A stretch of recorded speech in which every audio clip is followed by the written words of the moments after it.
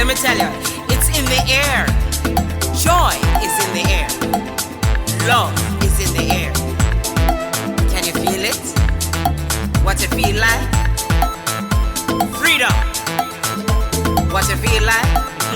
Don't sleep on it, brother. You might get left, sister. Can you feel it? What it feel like? Freedom. What it feel like? Justice. No need to be counted, cause I am down. Down, down, down.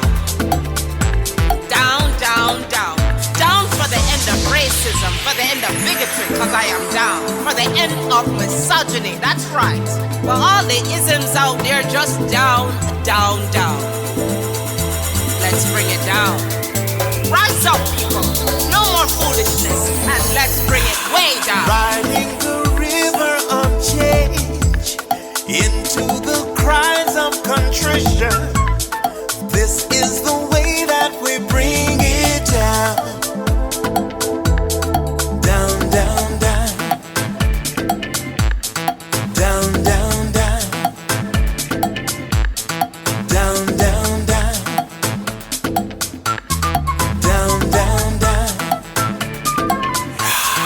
Down, down, down. We are the children of Eden, dancing and celebrating freedom. We are the ones that must bring it down. Down, down, down. Down, down, down. Down, down, down. Down, down, down. Down, down, down. So gather the faithful. Tell everyone to stand and shout loud. Shout loud. Shout loud. Let's bring it down. Let's bring it way down. Let's bring it down. Let's bring it down, down. Let's bring it down. Let's bring it way down. Let's bring it down. We've got to bring it down. Down. Stand up and shout. Stand up and shout. Rise together. Accountability starts now. The Eric Dawson Radio Show. Yeah. Rise up. Stand up, shout it loud. If you are not prepared to come to that table and to represent that voice, don't come. Because we don't need any more brown faces that don't want to be a brown voice. We don't need black faces that don't want to be a black voice. We don't need Muslims that don't want to be a Muslim voice. We don't need queers that don't want to be a queer voice. And if you're worried about being marginalized and stereotyped, please don't even show up.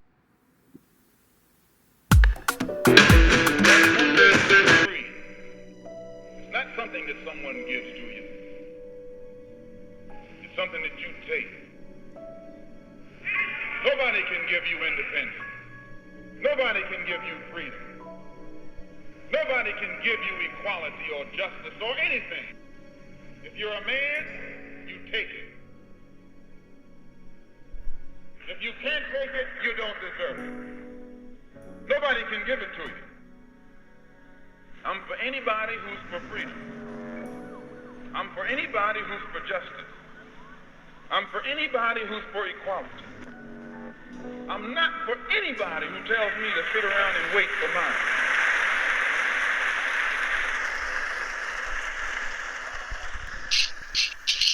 Hey guys, welcome to another episode of the Eric Dawson Radio Show. I am bunkered and hunkered down in the studio, involving myself in social distancing.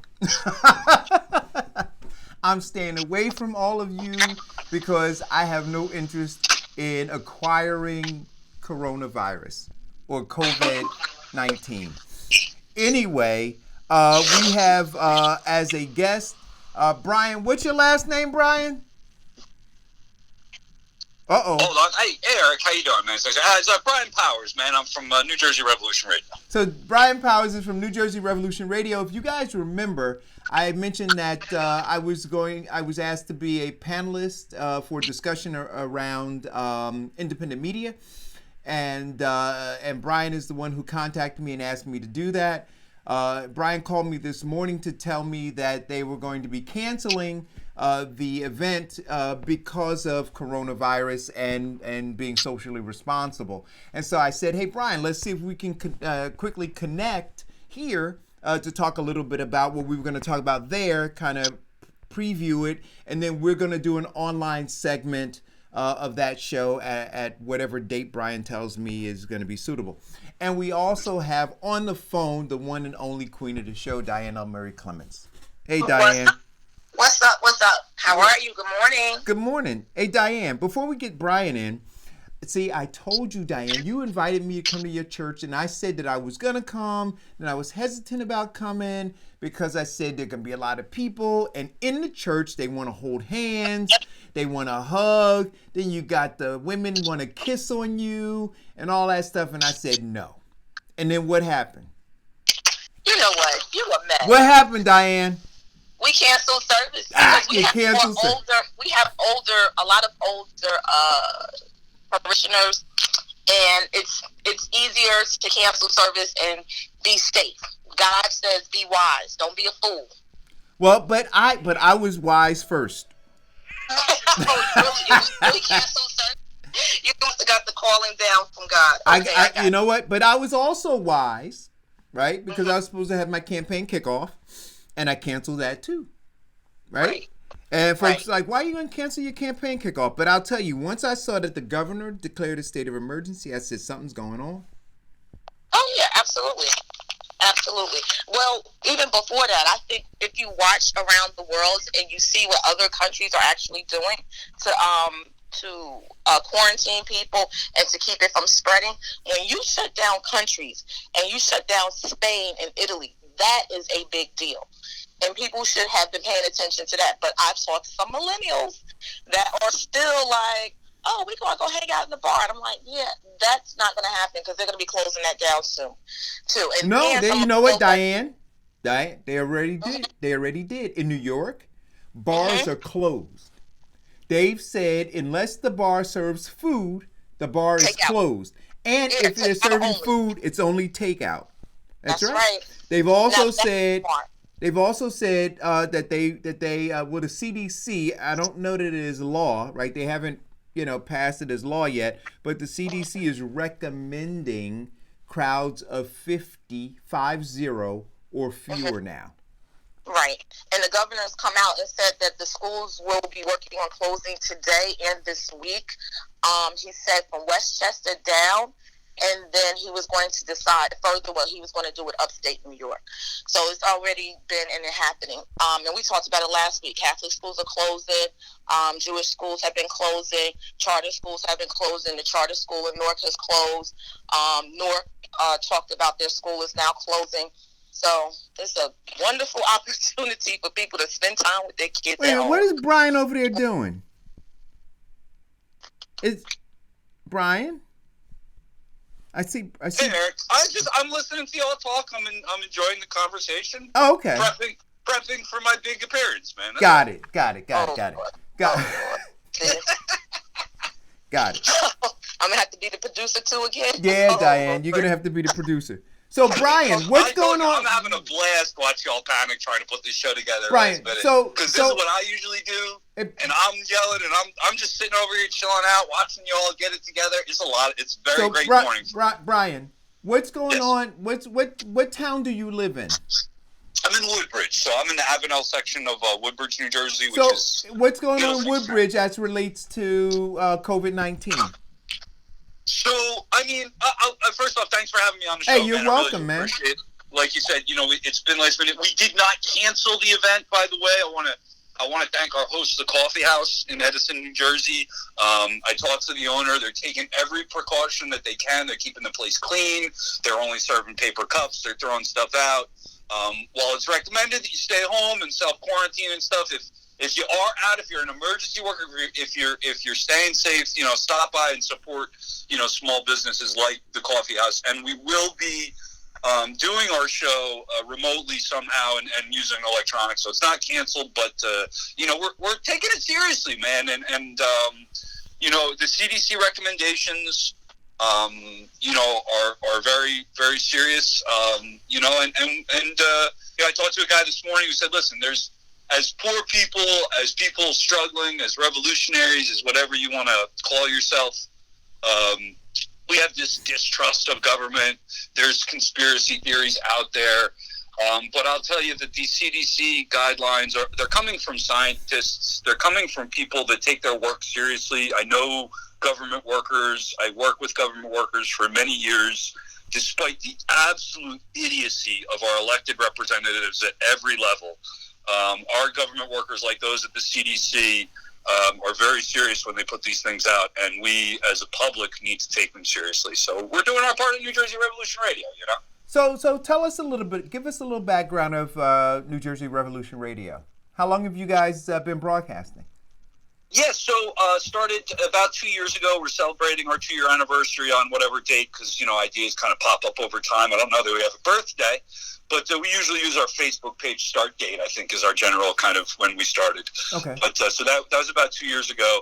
I partnered early on with Heather Warburton, who's an amazing graphic designer, and she's our creative director. She does a podcast called Wine, Women, and Revolution. I do a weekly live stream, which gets turned into a podcast called NJR Live with Diane Moxley, who's a social justice activist that I met through the Green Party. And so, it's just an idea that's built up over time. It's a network. It's media. We have a video productions unit, which can produce short films, documentaries, or little video clips. We're working to grow revolutionary thought in New Jersey. And so far, so good. We're very proud of what we've done. There's a lot more work that needs to be done, I think, in general. And that's going to be some of our discussion when we meet on Wednesday, is how, people involved in this struggle who are taking advantage of social media, live streaming, things that not going to preach to the choir here, but how do we push that to even better and bigger things? We're still not competitive with corporate networks, and I think we have to be honest about our reach and who we're talking to, and are we getting this message out to new audiences, because I think that's where we're at as a cause. Okay, well, listen, man, I'm glad I met you. I'm glad we connected. I think it was Anthony Diaz who put us together. Yeah, right? And New York Water Coalition, big shout out to them and my comrades over there, Saber, all of them, great people. Yeah, man. So on to this COVID-19 thing. Look, Diane, I got to tell you, and Newark the mayor did something I think is worthy of reporting. He signed an executive order which is going to provide some relief for residents in terms of their water bill, in terms of evictions and other kinds of things, other ways that they're going to be impacted by not being able to go to work. But I got to tell you, one of the things that I found, and people will say that this is petty, and when I posted it, they thought that it was petty. But then when you heard on national news them talking about the lack of social distancing when it came to Donald Trump and his press conference, people started to see what I was talking about. So this idea of social distancing, but these people are having these press conferences and they're all touching the same microphone, they're touching the same podium, they're right there, they're closer than the arm's length or more that folks are telling you need to be. So they're telling us one thing in the press conference, but then their actions are showing something completely contrary to what it is that they're telling us. And so when I was watching Mayor Baraka give the press conference, I counted the number of times he actually picked his nose, touched his face, wiped his nose with his bare hands, and then touched the podium. And then I watched the other people come up to that same podium and put their hands in the same place that he put his hands. And I'm saying to myself, oh my God. So and we gotta have, look, it's not petty, right? It's by example. It is not the words that come out of your mouth. It is by example. And so if the idea is not to touch your face, right? Because we understand that that's how the virus enters into the body, and that you're to wash your hands, then set the example. So even as one went from the podium to the next one, you didn't see them with any hand sanitizer. And so I would say to you that that is exactly how COVID-19 is spread. Yep. You understand what I'm saying? So if you silence the television when they were giving, both he and Trump were giving their press conferences, if you muted the television and you just watched their actions, you see exactly why we need to have this social distancing. Because people don't have common sense. The president, the mayor, the governor, the executive, the county executive, none of them have shown any common sense in the press conferences that they have aired live. I am so concerned about this. Now, I know a lot of people didn't see it, but that's why I'm here, and that's why you guys tune in, right? Because I'm going to check it out, and I'm going to report it. So, Diane, we talked about people being nasty. We talked about them, not following, hygiene. And this is why, again, they're saying, we're going to, and I got to say this. I didn't think it was going to come down to what we see in Europe now, where they quarantined entire areas of people and said you cannot come out because people just don't pay attention, right? And I think that we may get there. My sister yesterday called and she said, Eric, do you have the essential supplies in your house? And so I said, I'm watching the news. I'm reading the news. They're talking about how, you're going to have the supply chain is not going to be interrupted. You're not going to have to worry about getting food. One of my sisters was on social media and she was in a ShopRite line. She said they were letting 10 or 15 people in at a time. And I'm saying, well, but I'm listening to the news and they're saying that we're not going to have to worry about a shortage of supplies. So there's no need to buy a month's worth of groceries or 2 months worth of groceries or anything like that. But if they continue to quarantine people, that's not going to be the case, right? Because I guess how are you going to get to the store, even if the store is stocked? If they're telling you cannot go out of your house, then maybe there is going to be a bigger issue than I thought. Well, they didn't say that you would not be able to go out for essential stuff, going to the doctor and or to the grocery store, but they are limiting places like restaurants and bars because people are stupid and they're using this as time like, oh, we'll just hang out, we'll meet up with our friends, we'll do that. No, dumb, this is not the time to do that, so that's why they are going the extra distance to say we're going to have to close the restaurants unless it's takeout only, because people are not smart enough to have common sense to say this is not a good time to hang out. That's why. But they people will still be able to get to the grocery stores if they need to. But what I saw at some places, they will limit the number of people that could come into the store at one time. But the other option is for people also is, instead of going out to the grocery store, you can use the online services that they have to grocery shop. Like ShopRite, you can shop online, Stop and Shop. All of these different grocery stores have things like Amazon Prime and Instacart and all these other places where you go online, you order your stuff, and when it's, they'll let you know when the delivery will come instead of trekking out to the stores. But yeah, I think I did notice that is good, Eric, and you talked about what Mayor Baraka was doing. The county of Essex County, Union County has followed suit. Is they have closed the courts, they have suspended evictions, they have suspended foreclosures. So for some people, this is a blessing. So with every bad thing comes a blessing. No, but wait a minute. But when you talk about closing the courts, Diane, and we talked about this.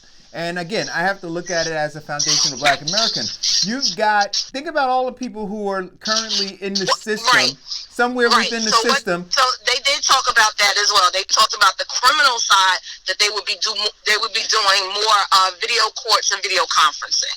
They did talk about that. Now, how well that is going to work, because they were already implementing that anyway. They would just have to ramp it up. But they also, because New Jersey called the state of emergency, they gave government employees the option to work from home. So I don't know how that's going to work in the court. I can reach out to some people in the court to see how they're actually going to handle it. But those were the options that are available. But yeah, I would say don't get in trouble, because if you get locked up, you may be in there for a minute. COVID-19 might be on your ass. That's right. So I'm coughing because I'm doing bong hits, not because I have any symptoms of COVID-19. Thank you very much for having me on. But So I want to ask the question, because we do have young people who watch the show, impressionable people, and I'm watching you do these bong hits. Is it legal? Yes. Okay. Yes, I'm a medical patient Here we in go. New Jersey, and I'll explain really quickly, because I want to get back to COVID.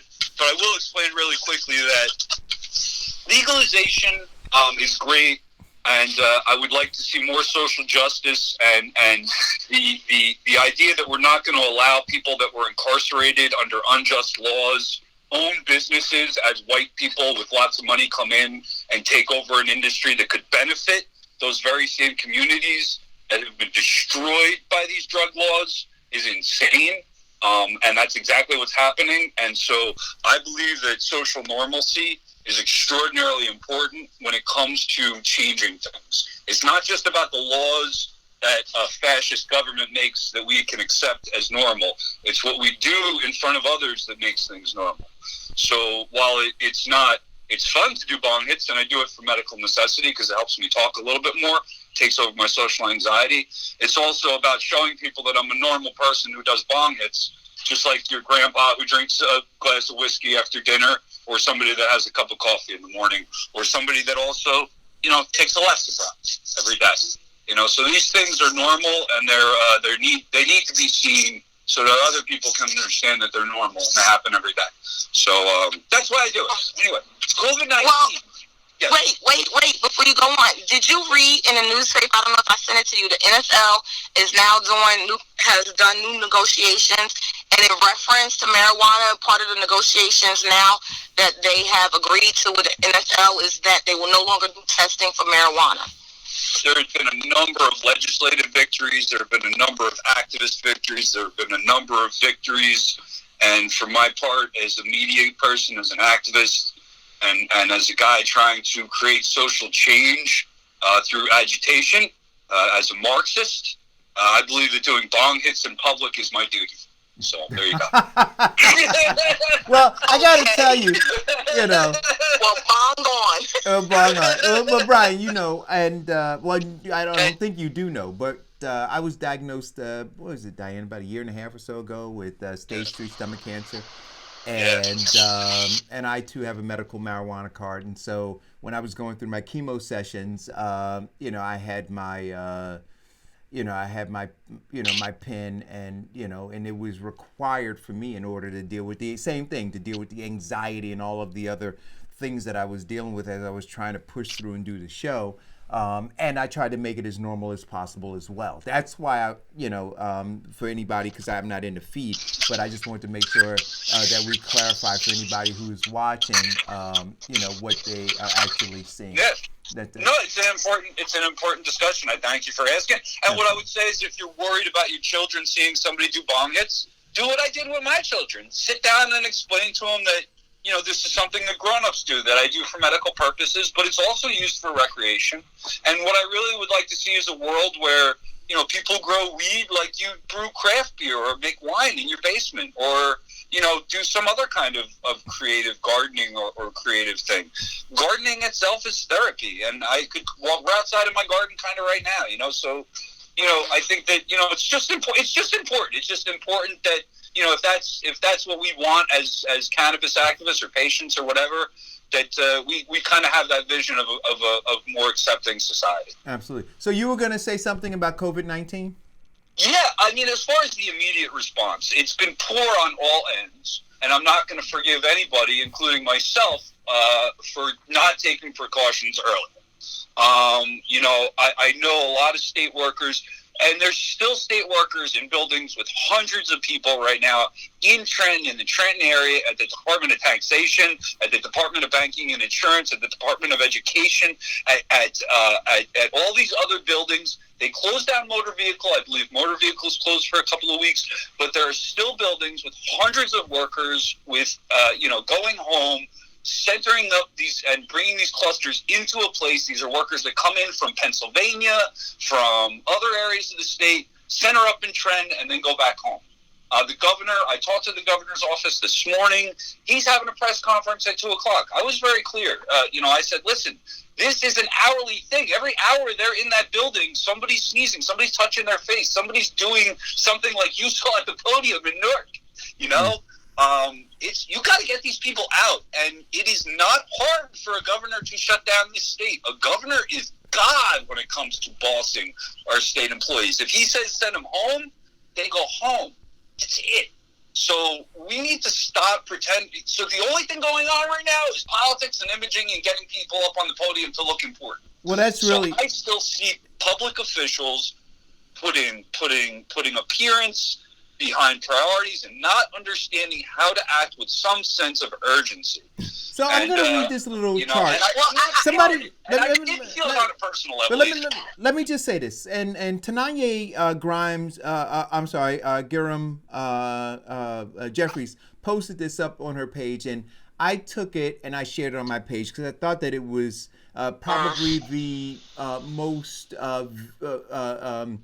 the best visual representation of how COVID-19 could spread, right? So she says, suppose you catch the virus, you will give it to 3 other people, and they will each give it to 3 others, and so forth. She said, here's how the math works. She said, you have one person, and that one person gives it to 3 people. Then that 3 spreads to 9. Then you start doing multiples, right? It starts to grow exponentially. It goes from 9 to 27 because we're always multiplying by 3, right? Then the 27, multiply that by 3 is 81. Then you multiply that by 3 is 243. Then you multiply that by 3, you're at 729. Then you multiply that by 3, you're at 2187. Then you're at 6561. Then you're at 19,683.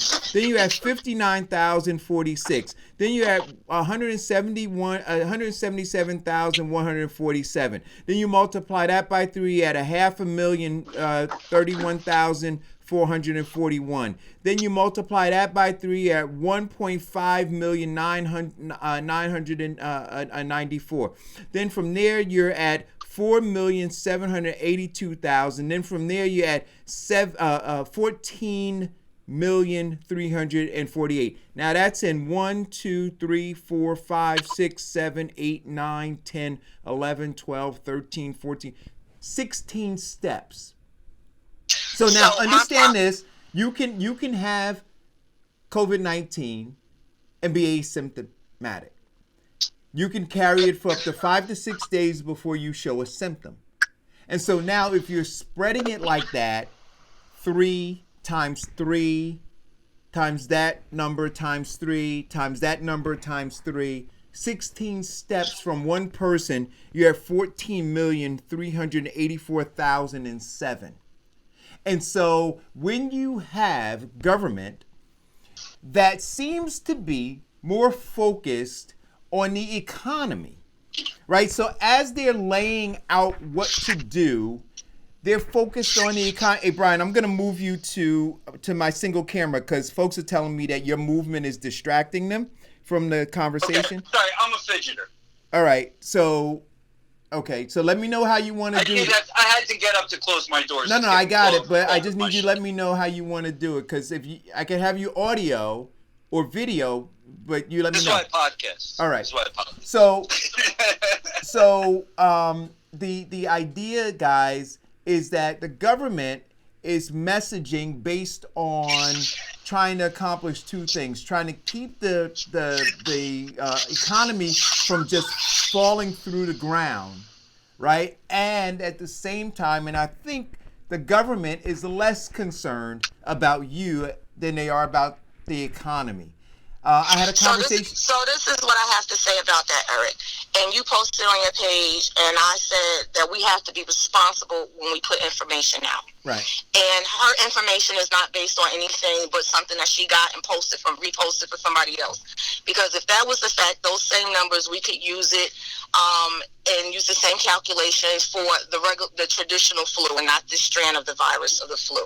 We could use it for the same thing with the chicken pox. We can use it for the same thing with smallpox. So putting out information that is not backed by scientific information is deadly because it creates fear in people. What the government, is doing is worried about the economy because the economy is important. But what they're also doing is they're not trying to create fear, because fear is where you're going to have panic and problems. And when you have that, then they're really going to have to shut things down and people will feel isolated, and then other things will happen. So you cannot continue to keep putting those numbers out there without factual information behind it. So that's fear mongering. That's what that is. No. I got what you're saying. So what I'm asking you is this.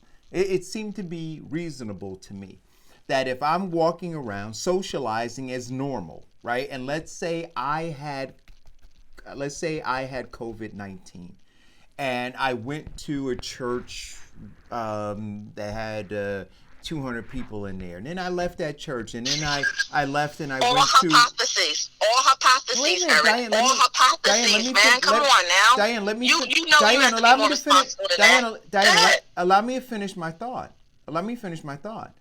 Right? And so I'm saying within a 6-day period, right, unbridled, me just walking around, one of the reasons, let us be clear about this. They're looking at the modeling now, right? They're looking at how it spread in China and how it spread in other how it spread in the number of deaths in, is it Italy, right? And they looked at that, Diane, and they said it was because they did not get on top of this thing and have people engage in social distancing. That's why it got to where it got to. And then the quarantines is what led, and then the ability for China to literally just lock everybody down is what brought it under control there. So let us be clear. They're looking at modeling. And I dare say if China did not have I'm not one for an authoritarian government, right? But if they did not have that, and if they could not just lock all those people down and tell them you cannot come out of your house, they couldn't do that, Diane. How many more people would be dead? So I'm not being irresponsible. What I am saying, I'm taking all the information that I'm getting, and what they're saying about COVID-19 is that it is highly contagious. That's what they're saying. What I do know also is that we live in a society, and we talked about this jokingly last week, but the truth of the matter is this, and all you have to do is look at the statistics of people who don't wash their hands when they leave a bathroom. Those statistics are there. And so now if you couple those statistics of people who generally do not wash their hands with the fact that you have a highly contagious disease, and now those people who don't wash, and one of the preeminent things that they tell you have to do to limit the spread of it is to wash your hands, and we know we live in a filthy, nasty society of people who don't do that. I would dare say, I can give you facts that would back this up. You had a church of 300 people, more than 2/3 or 1/5 of those people don't wash their hands. That's not me saying it, that's fact. And so now if you don't have those people washing their hands, then you have a petri dish of 400 people. That's what I'm saying. So I'd rather err on the side. This, Eric, I'm sorry?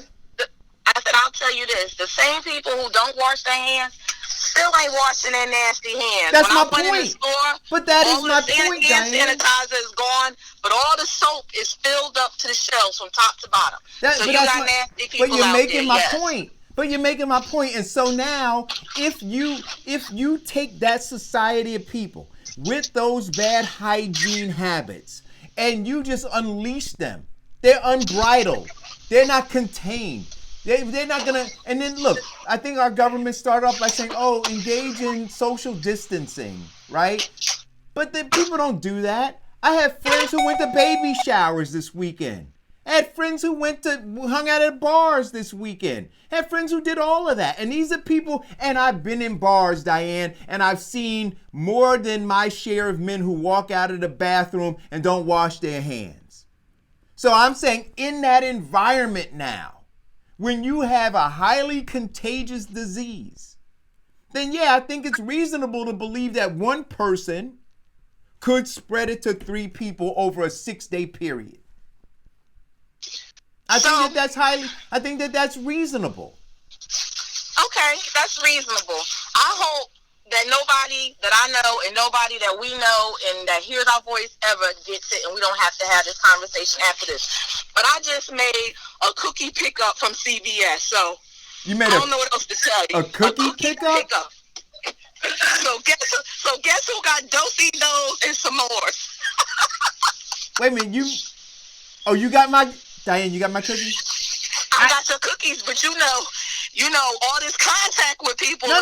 Listen, there will be no Diane. Really high for you, there Eric. will be no contact. Let us be clear. You and I will not make contact. I've paid you through Cash App, right? I will drive by your office, roll the window down. You can toss the cookies into the car, and I'll keep it moving. I'm going to be socially responsible. I'll be socially responsible.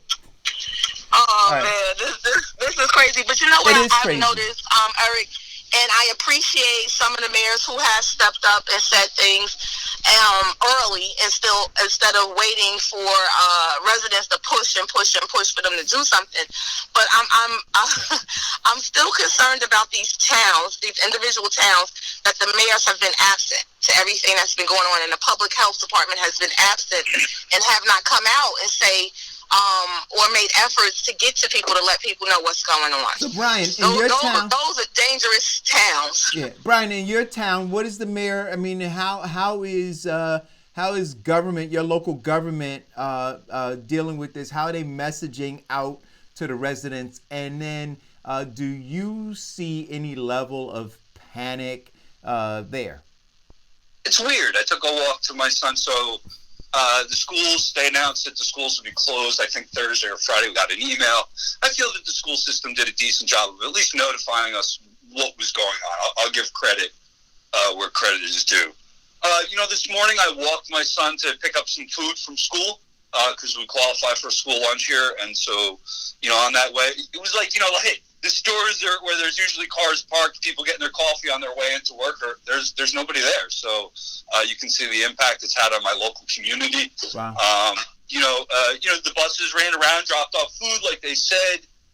We've been careful. My kids went to, go into somebody's house, like, oh, we're going to go play at Izzy's. I said, listen, stay outside, play basketball with them, wash your hands before and after. You know what I'm saying? Like, don't tackle each other, don't wrestle. You know what I'm saying? Like, I think if we do that as a community, that's the real important stuff, the small little things. So I think we should all bring attention back to what we can do as an individual and what we can do with our neighbors and our community to make sure that we're protecting ourselves and not rely so much on mayors and governors and politicians, right. Because ultimately the solution lies in individual personal choices. I hate to sound like a libertarian for just a second. So wait a minute, Brian, you said something that was very because we were talking about this. And I guess one thing when we talk about solutions, and I'd love to hear more from people about long-term solutions.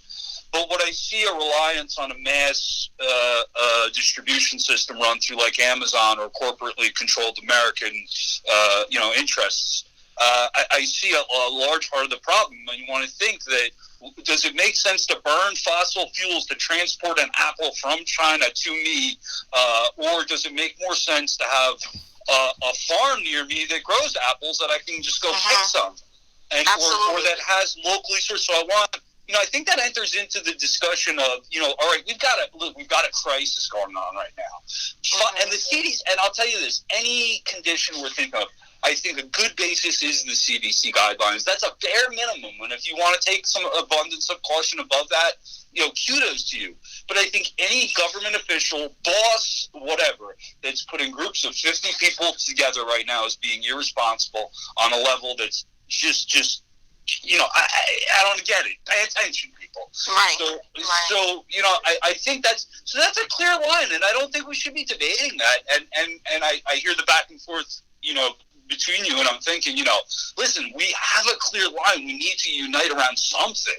And God, you never hear me talking about that unite bullshit as a country, because it's usually based on nationalism and war and other crap. But, let's face it, we need to unite to make sure that we, create the conditions that stamp this thing out as quickly as possibly while they create a vaccination program for it. Absolutely. That needs to happen too. And you mentioned something about natural gases. They talked about the debate last night. Did you watch the debate, Eric? I did. Okay. I thought. Listen, I gotta tell you. Usually I have to force you and Kevin to watch the debate. I watched it last night because Diane.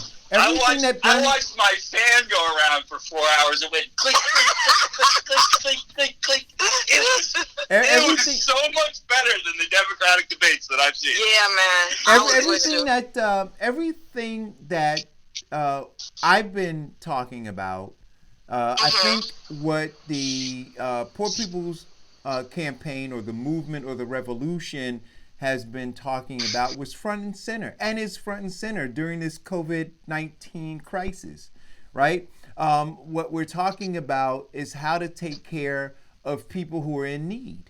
We're talking about people like Brian just talked about the fact that they qualify for the lunch program, right? Or you have folks who have jobs but they don't have sick leave, and how that's going to be handled. We see in Newark that Ras Baraka signed an executive order relieving people temporarily of water bills and eviction notices and all of those other kinds. These are all for that 99% that we keep talking about, and not the top 1%. And so what I found to be most fascinating, I had this conversation with my younger brother this morning, is that for all of those folks who decry democratic socialism and who try to link what this movement, I think, is really about to communism in some sort of way, we see now that everybody is on board, whether they say it or not, with some form of democratic socialism, because that is the thing that is ultimately going to pull us out of this. Democratic socialism, not only for the 99%, Diane, but democratic socialism for corporate America as well, right? Because they're talking about how we're going to handle the airlines. What are we going to do with these other industries that are falling? So the government, where I continue to say the government has to be a bridge, and everybody talks about, oh no, it's this rugged individualism. All you got to do is work harder. Well, see, it's not going to be a matter of working harder to get out of this thing. Government is going to have to play a very active and significant role in getting everybody out of this. And so what I'm saying is this: why do we look at COVID-19 as the only crisis? Why don't we look at homelessness as a crisis? Why don't we look at 40 million, 50 million poor people in America as a crisis? And why aren't we implementing these same kinds of executive orders? And why aren't we paying the same kind of attention to try to lift these people up instead of saying, oh, you're in that condition because of you? No, it's not. There are circumstances that led to folks being in the condition that they're in, and it will only be through intervention of government like now that will get people out of it. So I enjoyed the debate. Yeah, absolutely. And one of the things that they talked about, especially with natural gas, is fracking, and saying that fracking would be necessary to obtain more natural gases. And I am totally, if people have ever done an investigation and watched fracking and watched the movie, the documentary done by, is it Mike Monroe? What's the guy's name that does all the documentaries and Michael stuff? Moore? Michael Moore. If they've watched the documentary that he he did on fracking regarding Pennsylvania and how devastating it is to communities in going down there to produce natural gas, pressuring and putting pressure on the ground to produce natural gas. I think people need to pay attention to that as well. But like the guest just said, we need to be doing more manufacturing right here in the United States when it comes to our own food source. We should not have to have the majority of our products, food products, and anything coming from other countries. We should be independent on our own, and we have not been for many years, probably since the 80s. I mean, the 80s was the time when it was really big on union-made stuff, American-made stuff. Now you don't have that. So now we're in a situation, especially when they're talking about vaccinations. They're talking about the products that are needed to contain the containers, the masks, the gloves are coming from other countries, and specifically coming from China. Right. Like, that's just absurd to me, how people don't understand that you need to be doing stuff in-house. Right, but here's part. Can I ask a question? Go ahead, Brian. To your part, how old are you? Just out of curiosity, just to get a generational idea here. Who, me? Uh-oh. Yes, if you don't mind me. I'm 43 years old, just to be upfront. Oh, well, I'm older than you. So I'm 70. I'm a 70s baby. All right, so that's fine. No, that's good enough. That's good enough. But you lived through the 80s. Right. And I was curious that you bring that up, because you bring up, some of the economic prosperity that we had. But who did that really benefit ultimately?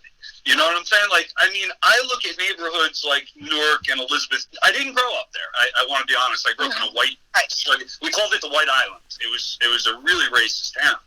And so I'm learning, but, what I've learned is that those areas were not the benefactors of that economy.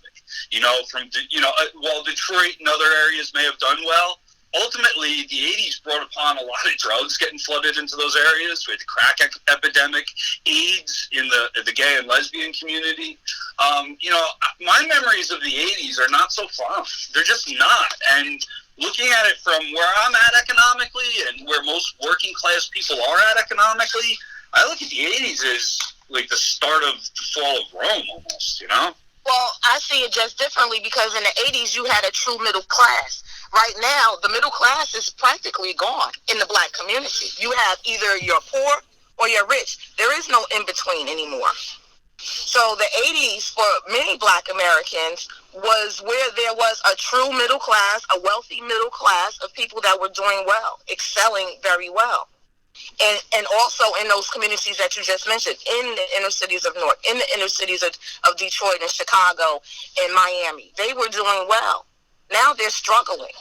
Right, but and Diane, they're struggling because, go ahead. But when you talk about industries moving overseas, the reason those industries moved overseas was for profits, right? Absolutely. Right. It was to increase the margins for these corporations. And so when go ahead. But increasing the margins, of course, they moved because they wanted to make more money. But government has a play in that as well, and they do it now. It's called tariffs. So they can limit what goes and what comes, and they put a tariff on it to say, no, we're not going to allow this type of industry to move or leave. You got the steel industry. Basic cotton industry, stuff is being made everywhere else but here. Right, but when you have so again, I'm going to say this. When you listen to the debate and you listen to one candidate say about another candidate that he supported a trade agreement that destroyed jobs, and we're having a conversation now about the decimation of jobs. And then you still have a group of people who are pushing that candidate, but we're having a discussion and saying, well, but we understand what harm was done as a result of it. Then that's what I'm saying. So for me, last night's debate was perfect. It literally was the representative of corporate America and the representative of the poor people's campaign on the stage last night.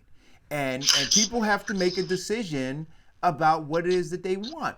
But to complain about our current circumstance and not be willing to fight to extricate yourself from it, like Malcolm said, nobody's going to give you freedom. You have to fight for it. And if you're not man enough or woman enough to fight for it, then you don't deserve it. So we understand. I sat and watched Michigan and how Michigan voted. But it is clear how Michigan suffered under the trade agreements. You see? And so people have to make some decisions about what it is that they want. And so when we look now at COVID-19 and all of the people who are underinsured or uninsured, and so they're fearful of going to a doctor because of what a doctor bill might wind up being. And now you have government intervention, right? So now you got the vice president of the United States say, look, the government's going to take care of this. I'm saying, well, they should never have had to worry about it. You see, so when you have the conversation and say that it should be a right, not a privilege. So right now it is a privilege. You see, because the vice president is extending some benevolence to people. But that's not the country we should be in. You should have a right to be able to go to the goddamn doctor. When a pandemic strikes, you shouldn't have to sit on your hands and wait for government to say to you, oh, you know what? We're gonna like Oprah Winfrey, you get a car, you get a car, you get a car. That's not the environment we should be in. People should have from day one been able to say, hey, listen, I'm an American citizen, and it is my right to go and get checked out. But I think that part and parcel of why we have the spread that we have right now is because people didn't have that. You see, and we got to own that. But there's this separation, and I'm watching it. There's a separation between reality, what's going on, and what people are trying to get you to perceive is going on. But what's going on is the fact that our government is the way that it is, that we do not have health care for everybody. So when we look and say, well, okay, I see that you guys are pumping out all these numbers about how many people may have it, that you now are making these makeshift tents out in parking lots because you don't want our medical centers to be overrun. I get all of that. But let's step back and find out what the genesis of all of this is. And the genesis of it has to do with policies. Policies that have left us where we are. You see, and now the same government, the Republican side, who says, hey, we're not for socialism. They're now figuring out, hey, listen, if we don't do this, and remember I said to you guys, you're in hospice. They're simply keeping you alive because there are cottage industries attached to hospice. So they don't want you to die off. In fact, what did the Fed just do? They lowered interest rates to almost zero, right? They want to keep you alive. They pumped additional money into the economy and it didn't work, right? They said, okay, we're going to pump this money and people are going to go and spend. And then what's going to happen, right? We're going to drive that 1% up. That wealth is going to continue. Those people up there freaking out because us down here, we're not spending. Why? Because we're hearing all of this shit that's going on. And they said, no, we need you all to keep spending. Why? Because we are the commodity to their wealth and to their power. And so what they did was they said, we're going to lower interest rates some more to get you to be irresponsible and spend. I want you to understand what's going on. But at the same time, they say, oh, you should save. Oh, you should be financially responsible. But they're doing everything to lure you into spending because your true position and status in life here is the commodity to their wealth and to their power. Understand that. I am here, by the way. I had to go off camera to get a jacket. It's cold in the Red Blackjack. Hey, listen, man, it's cold where I am too, brother. Well, it is what it is. Did you read the news about Andrew Gilliam? What's some more news about? Well, other than the fact that he was hanging out in a hotel with meth heads and a gay escort. Well, alleged gay escort, right? Well, I guess it was alleged that we was hanging out doing drugs too, huh? Yeah, well, it was alleged that they. Well, I really wish I was hanging out with this guy more. I probably would have liked him better than I thought. So now people are looking at him sideways, like, this is not the guy that we thought you were. We're like, I don't get it. What? Let me ask you, who did people think he was? They thought he was this well-spoken black man who could cross over and talk to white people on their level, talk to black people on their level, and everybody is a kumbaya. And now they're looking at him sideways, like, oh, you just a typical person out here doing drugs and taking advantage of your position in political. Well, but look, Diane, let's. But everybody is. But let's go back to. Here's. Well, I asked that question because, like every other loaded question, I had an answer ready, right? I mean, he's a human being. The idea that anybody is above having an illness is absurd. And he has an illness. He has a drug addiction. Maybe he's gay. Who gives a shit? I mean, that shouldn't. The problem is that we expect Andrew Gilliam to be a savior. He's not. He's a man. But I think that what we expect him to be is what he represents, what he represented, right? So when you show up, he's still going to be a dude. But when you he's still gonna like crystal meth, maybe. I mean, it is what it is, man. Well, no, I don't accept that. I think that if you came out and said that's who you were from the beginning, and you got people to vote for you, to support you, to contribute to your political campaign based on that, but when you step out and you present yourself to be something else, and you have this platform that is complete opposite to what that is, then I think that you're just a dishonest person, right? So now, look, I can have my. How can you tell when a politician is lying, Eric? I'm sorry? How can you tell when a politician is lying? When they open their mouth. There you go. Right. So, but my thing is when you catch them, right, is when you do what we're doing now regarding Andrew Gilliam.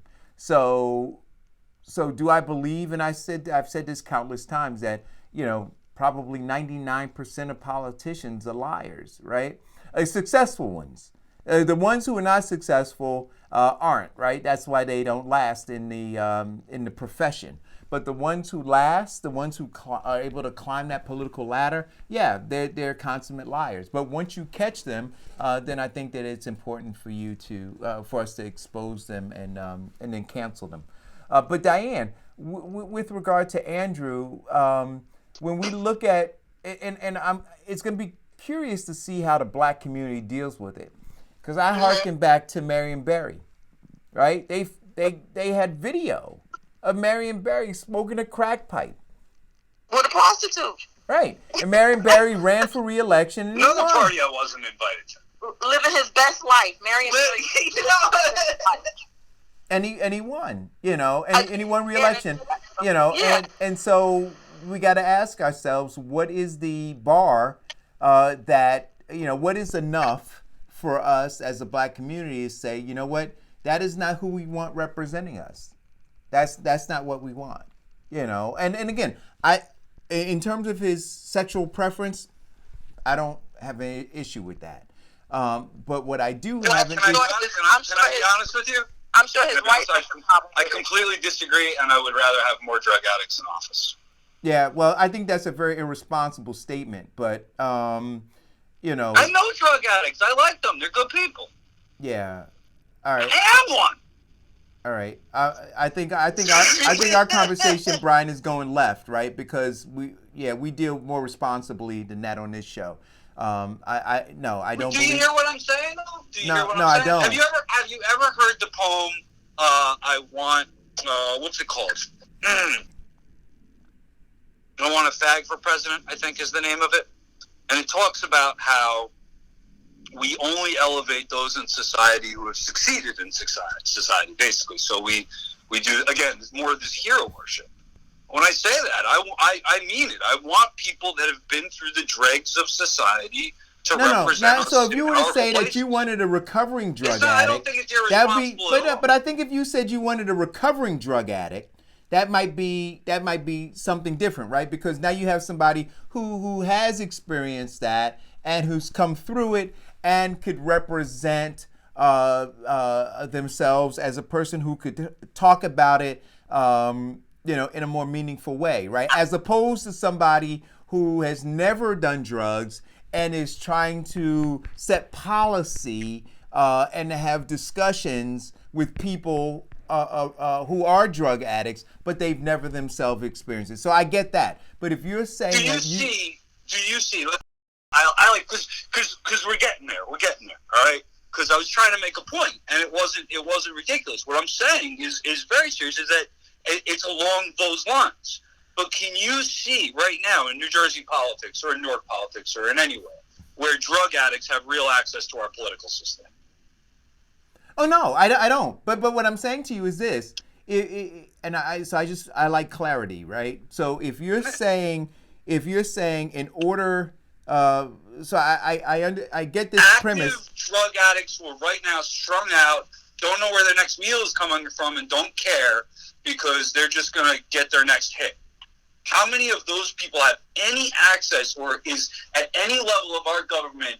Does anybody give a shit about those? Oh, they don't. And I agree with you there. But I don't think that any of those folks, for a myriad of reasons, right, should be an elected official, right? I don't think that an active drug addict should be an elected official. I think, again, if there was a recovering... I have met drug addicts that I would trust more than some elected officials. Yeah, well, we fundamentally disagree with that they should be controlling any level of government. I'll introduce you to some friends of mine. How's that sound? You could do that, but I think that would be highly irresponsible. I don't think that... Well, you should meet some of them first. How's that sound? I know plenty of them. I know plenty of them, and what I can say to you is that I would not want to have as an example for my children or any children in the sphere of my influence a drug addict. I don't think they're examples. I don't think a politician. I think that politicians. Well, but I think that, and I think the conversation. We're sitting here talking about them as all liars and cheats and thieves and stuff. Why do I think I don't hold them up as examples for my children? I educate my children and tell them they're liars and cheats and thieves.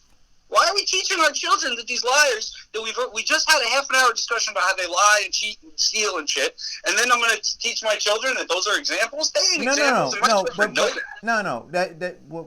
What I'm suggesting to you is this. Yes, I believe that we should talk to them about them being liars, cheats, and thieves as well. And when we identify them as having done such, right, then they should face, whatever the law's consequences are.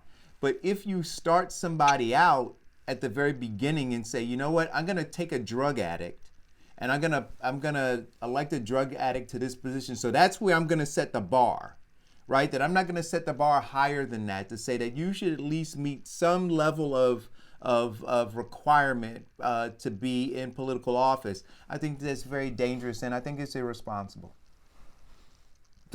So what I'm saying to you is this: where's the bar? For this society, it's nowhere. No. Where should the bar be, Brian? For me? No, not for you. It extends beyond. All right, that's a good question. Let me answer it. That's a good question. I would like to see a society that involves all elements at a political level. And that is, we are nowhere near that. I mean, let me be very clear that I don't think that this current state, whether it be our economy, our political system, our medical system, or whatever you name, is anywhere near that level of consciousness. But I would like to see us start to think of all segments of society as political equals, as those that should be sharing in responsibility, in economy, and all that. And I think that takes a lot of work, and I think it takes agitation, and I think it takes talking about drug addicts as people that we hold up as good people in society, because we do that in entertainment. We do that in our news agency. We do that in our workplaces. I very often look to people who have either relapsed or whatever, or all levels of drug, recovered completely, been off drugs for 30 years, or are still active users. I look at them as somebody involved in struggle. And so, we could talk about politics in this bubble, but I think when we're talking about influence as, somebody to look up to, we hold all kinds of people to look up to. And I think that's a beautiful thing. I think that's one thing that we do right, and we should extend that into our political system. Because when somebody recovers, or when somebody actively goes into rehab, as I understand where we started this conversation with Mr. Gilliam was, he got into rehab, he's checking himself out, and you know what? I think the appropriate thing to do, to bring it back to the whole beginning, is to maybe give the guy a couple of months to recover, assess his life, and come out and do it. Because, we've all had periods of reflection and come out with good thoughts from that struggle. So, I think that's where we're going with this is just trying to understand people and understand that, and you've spoken like this before, Eric. You're a very understanding, empathetic guy, man. I admire that about you very much. So what I would like to say is that I think we should afford Mr. Gilliam, or anybody else that has a medical issue such as drug addiction, mental illness, whatever, the best we can for them to reflect and recover a little bit. It just happened to the guy, and you'll never meet a guy that'll trash Democrats more than me. But on a human level, dude needs some space. I agree. He should have some space outside of office, not representing anybody, and he should get himself together. I'll just take a leave of absence or something. I don't know that he needs to. I wouldn't say he needs to step down from any positions. I think it's a medical issue. I don't want to get fired for a medical issue, and nobody should. But it also goes to his frame of thinking. And Maybe. So I'd rather him step down. I think that's for the voters to decide. I think if the people in his constituency say you got to go, I think it may be appropriate, but I'm not in his constituency. And, I would say that if I was in that constituency, that's the way I would think about it. Let's put it that way.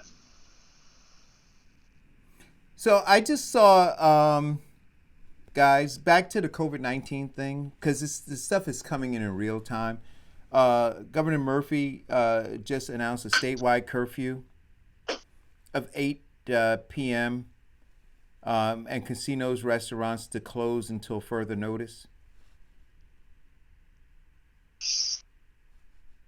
Okay. Are they allowed, or is there any, like you said, the delivery services and stuff like that can still continue? It says, I'm going to read a little bit of it. It says New Jerseyans should not leave their homes from 8 p.m. to 5 a.m. as Governor Murphy announced an extraordinary action of recommending a statewide curfew for his 9 million residents to attempt to contain the spread of novel coronavirus. It says all casinos, restaurants, bars, movie theaters, and gyms must be shut down at 8 p.m. and will remain closed until further notice. In New Jersey, New York, and Connecticut, the three governors announced on Monday. So they just announced this. Everyone needs to stay in and be safe, Murphy said in a phone call with the New York Governor Andrew Cuomo and Connecticut, and with the Governor of Connecticut, Ned Lamont. Murphy is also expected to detail plans to close schools statewide Monday afternoon. In New Jersey, see, they're looking at models. This is what I'm saying to you. So, Diane, I know you were concerned about the number that I put up there, those numbers that I put on my page. But I think that what they're looking at is not what is, but what could be if they don't force people to stay away from people. And what I'm saying is that model is in line with the model that I put up there in terms of numbers. That if you're just able to go to restaurants or go, like people are literally asking, can I still go to the gym? Exactly. This is because they're not using common sense. Yeah. Right. It says in New Jersey, more than 100 people have tested positive for COVID-19. So again, if you use that math that I use, and you say 100 people, and each of those people times 3, that becomes 300 very easily. if those people are hanging out at gyms and hanging out at the movie theater and hanging out, at other at the bar, right, at restaurants, that 100 can become 300 because it would go multiples of 3, and that 300 becomes 900. 900 becomes 2,700, and the 2,700 grows by 3, which is 60 or 7,100, and then it just explodes from there. And so before it gets to that, what they're trying to do is contain it. What does he say? He said, "I saw too many videos last night of packed bars." This is what exactly. That's what I said. This is what the governor said. He said, "I saw too many videos of packed bars, people passing bottles, drinking from the same bottle. Literally, this is idiots. Right. But when we understand what we live, we understand the culture, right? If not harnessed, if not contained, that culture will just be mindless and irresponsible and spread this thing like wildfire." And so those numbers that I gave you, who says, and when you have a president who puts it out there that it's cool to go to work, well, that's absolutely right. Ago, but that's absolutely that doesn't help this situation, and you're seeing the effect of an idiot president on an entire society. Yeah. I mean, his marks are all over this. I know there's bars that we've protested because they've got right-wing ownership, and they were advertising COVID-19 specials. And you've heard this. Well, yeah, and I also heard Brian Nonsense. In was it in Ireland? I believe it was in Ireland. They had guys were at a bar, and they had gotten these jerseys, like these rugby jerseys printed up that had 19 on it. And on the back where you would have your name, it had COVID. And they were sharing drinks, and they were diving on each other and partying. And I'm telling you, people are not taking this thing seriously. But did you also hear in Teaneck that the mayor asked the residents to all the residents, all of them, to self-quarantine? Yep. Mm-hmm. Because that's smart thinking. And this is what I said before. And I said it to you. There are people, because I've had these discussions with my daughter and my son going to the gym, and I'm saying, you should not be going to the damn gym. And my daughter, "Oh, well, we went out to have drinks." You should not be. This is not a time to socialize, to go out, to go to the dry cleaners, to do any of that shit. None of it. Stay your butt home. Look how awesome the show is. We're all sitting our ass on a Scuddy. Hey, listen, we're engaging. Listen, we are the most responsible people. I'm having a great time hanging out with you in my shed. We are responsible. There's no reason. Hang out with your family for a couple of weeks. No. They're probably really nice people. Listen, we are engaging in social distancing. Where are you, Diane? Yep. You're in Hillside, and where are you? I'm in Union now. I'm at my office. You're in Union? Brian, where are you? I'm in Woodbridge, man. I have no section in Woodbridge. See? So he's in Woodbridge, Diane's in Union, I'm in Bloomfield. This is what you call social distancing. Yeah. And listen, come on. How many shows have you had as exciting as this one, Eric? Hey, man, look, is there any other news that we want to cover, Diane? You want to do a commercial break and then we can do some more? Yeah, let's take this break. We'll be right back. Okay. Do you have loss prevention or safety concerns?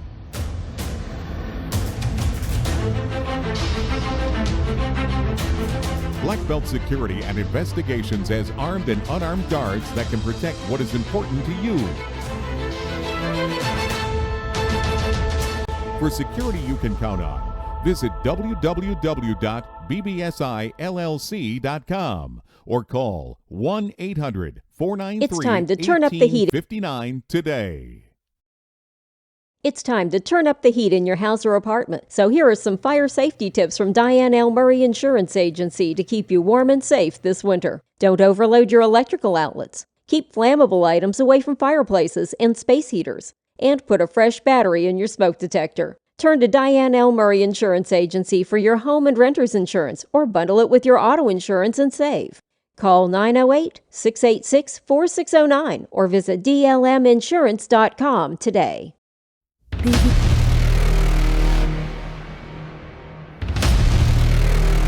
BBSI.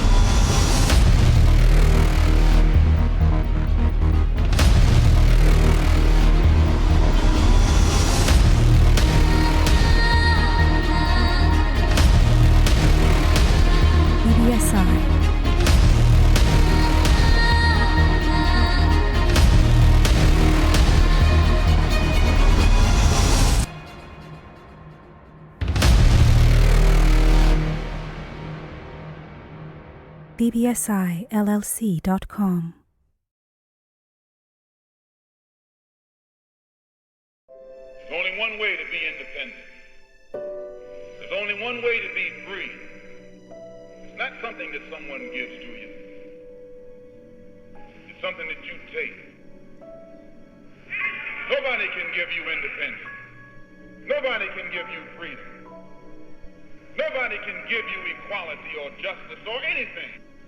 If you're a man, you take it. If you can't take it, you don't deserve it. Nobody can give it to you. I'm for anybody who's for freedom. I'm for anybody who's for justice. I'm for anybody who's for equality. I'm not for anybody who tells me to sit around and wait for mine.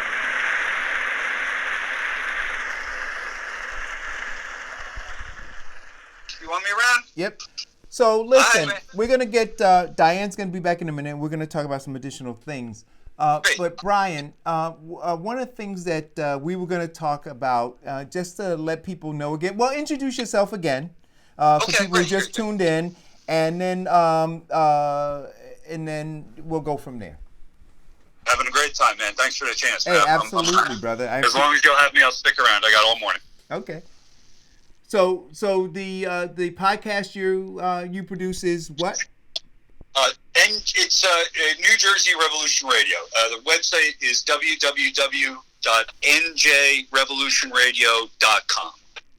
And now, Brian, we talk on this show with our co-hosts about the importance of independent media, and I think that. Again, if you look at what's going on with COVID-19, I think your screen went black. Yeah, no, it didn't. My circuit breaker just popped right here. I got a little switch. It'll turn on in a minute. Continue. Don't worry. Right. We're still here.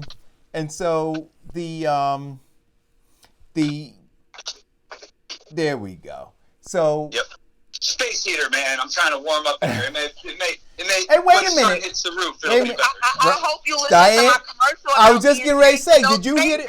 Wait a minute. That's why, those people complain about me fidgeting earlier. I'm like, I'm sitting here freezing. Diane, I'm closing doors. I'm turning on space heaters. Give me a minute, Brian, I'm going to play Diane's commercial one more time. Here we go. Watch this commercial, Brian.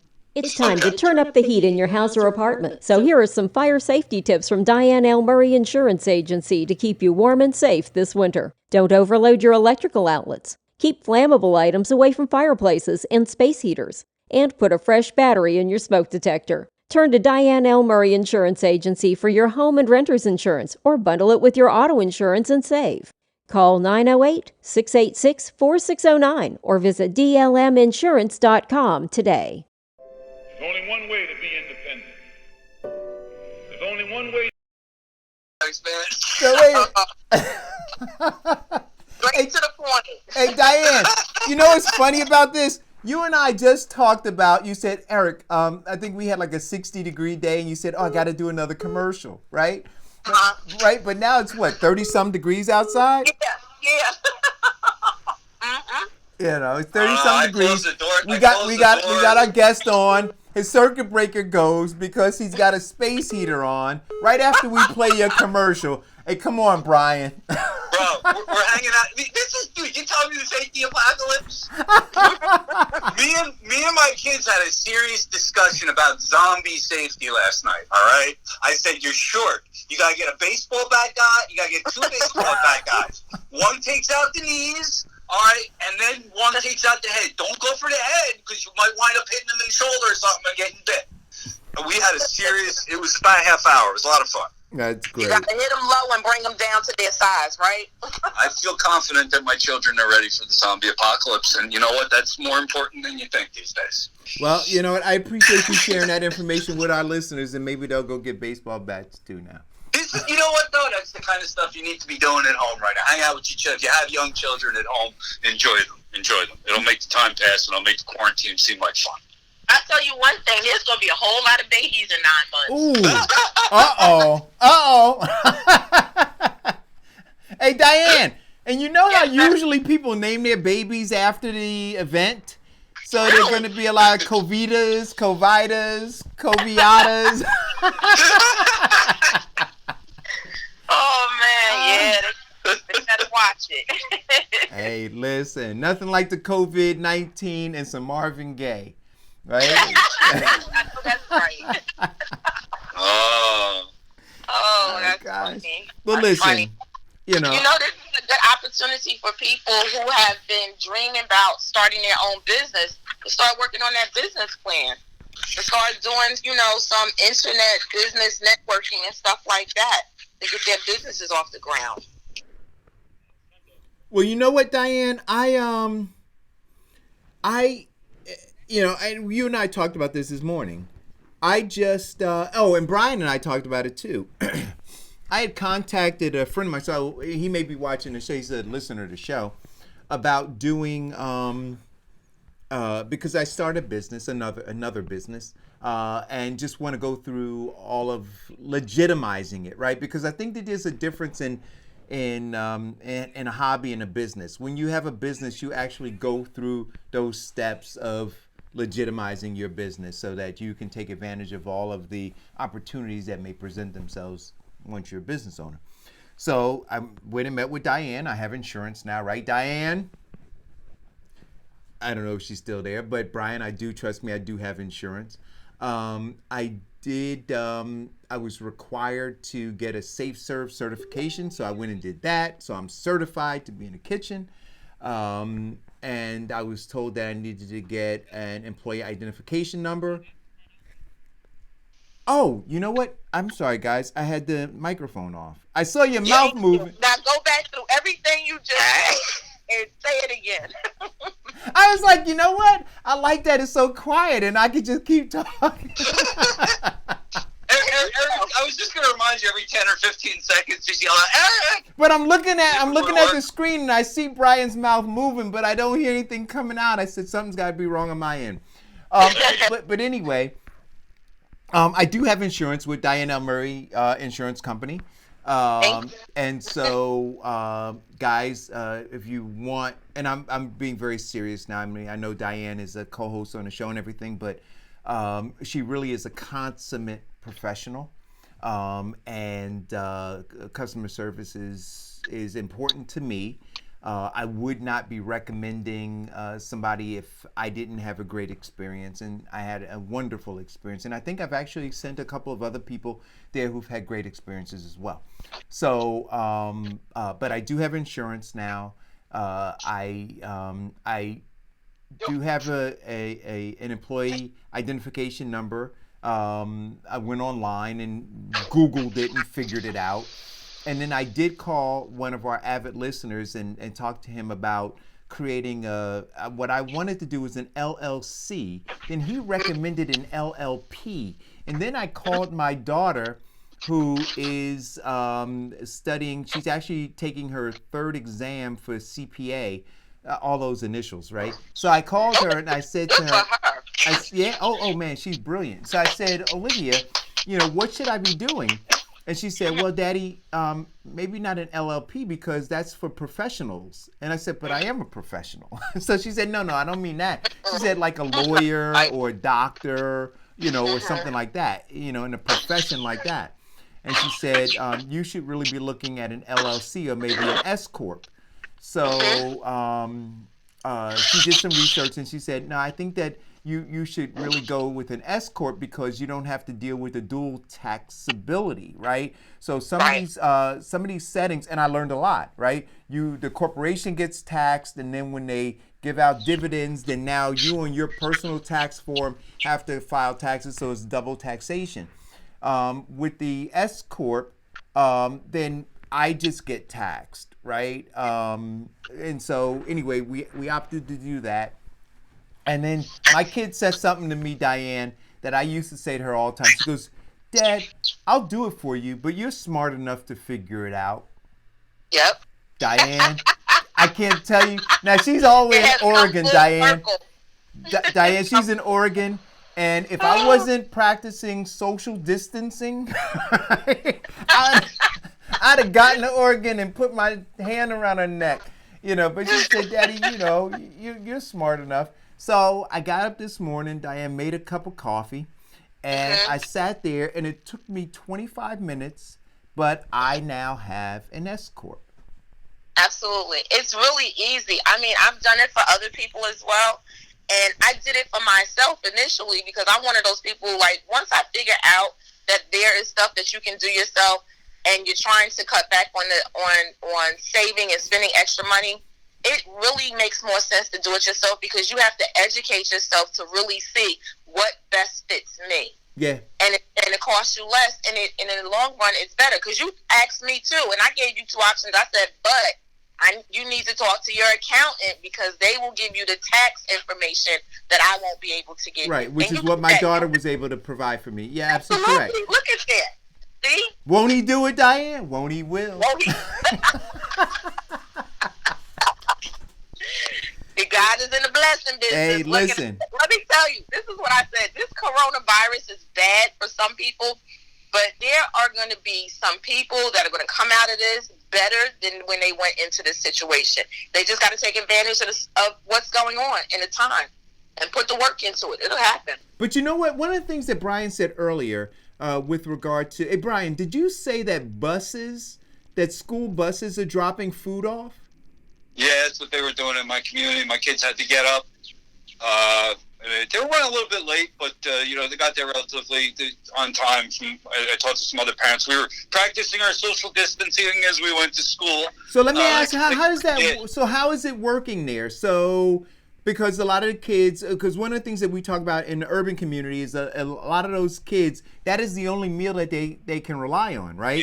And so, it's really, for what they're giving us here in Woodbridge it's not a really substantial meal either. It's cereal and some milk and stuff. But, the kids like it. It's something that, when you're low income, I've got 5 kids. I didn't mention. I've got 5. One of them's grown. He's 20. He's in college. But the rest of them, I'm responsible for their meals and everything. Right. Imagine the impact on my income. I don't have regular income right now. My wife works at Hobby Lobby. I don't need to give you the math, with 5 children. So it's a humongous impact on our budget. So, they're doing, it could be better, I think, as far as providing food, but I think that in general about society. I think, But what is so tell me what the protocol is there. They come to your house with the the older kids, the ones going to middle school, went over to the bus stop and they dropped it off around the same time they get the bus in the morning, a little bit later. And then I walked my son over to his elementary school, and that was the walk I was talking about earlier. So now how do they practice social distancing at the elementary school when all of the kids are coming with their parents?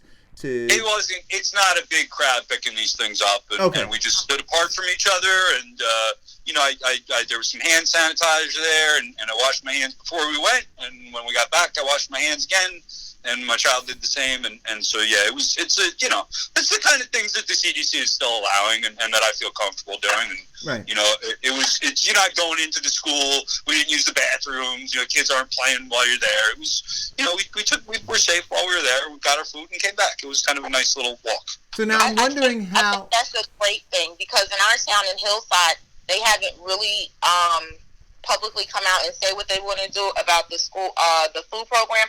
But there have been parents in the community who said they would start putting together food, breakfast, lunch bags, and stuff like that to give out. And I've even picked up some stuff to donate to help because, like you said, many kids don't get a meal unless they come to school.